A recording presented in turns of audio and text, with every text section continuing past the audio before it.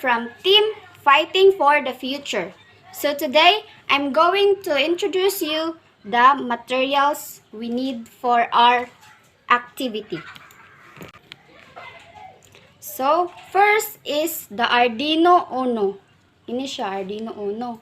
Then, this is a connector. Next is, I have here a breadboard. So, I have here a wires. I have 1, 2, 3, 4, 5, 6, 7, 8, 9, 10 wires. So, this is a Piezo buzzer. Next is the LED lights or the light emitting diode. Green, blue, and red colors. So that's all for the materials, and now we were going to start our demonstration.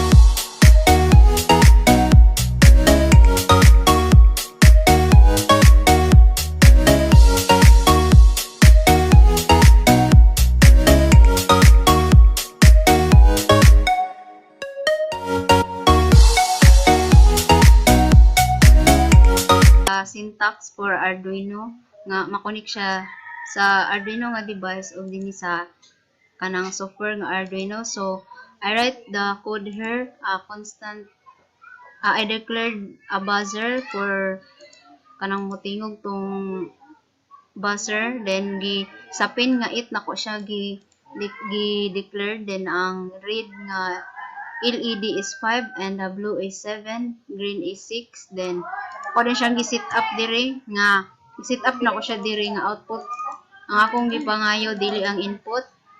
Dayon ang pagkuan diri dayon, then ang red una na ko siya gibutang dinhi. Then ang kaning high is mo ni siyang katong musiga, then 3 second. And also the blue and the green, and for buzzer 10,000 ka ang sound signal niya nga akong gikuan para kusog-kusog siya. Dayon the same gyapon siya sa LED. 3 second lang gyapon ang iyang pag tingog, then 3 second for the stop.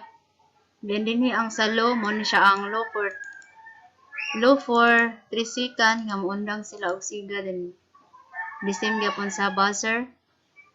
So next is I will check the compiling.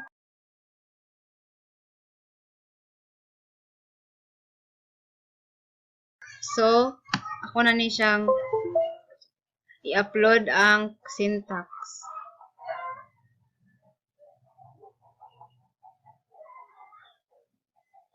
Loading. So done uploading.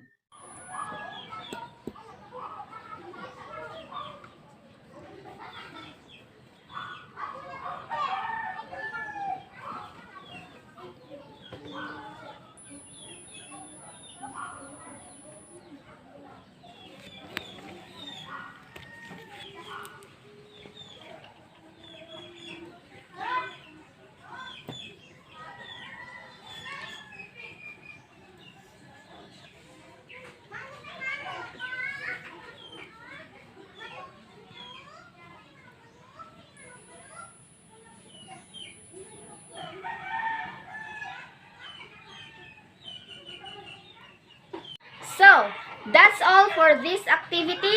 Again, we are the team fighting for the future. Thank you for watching.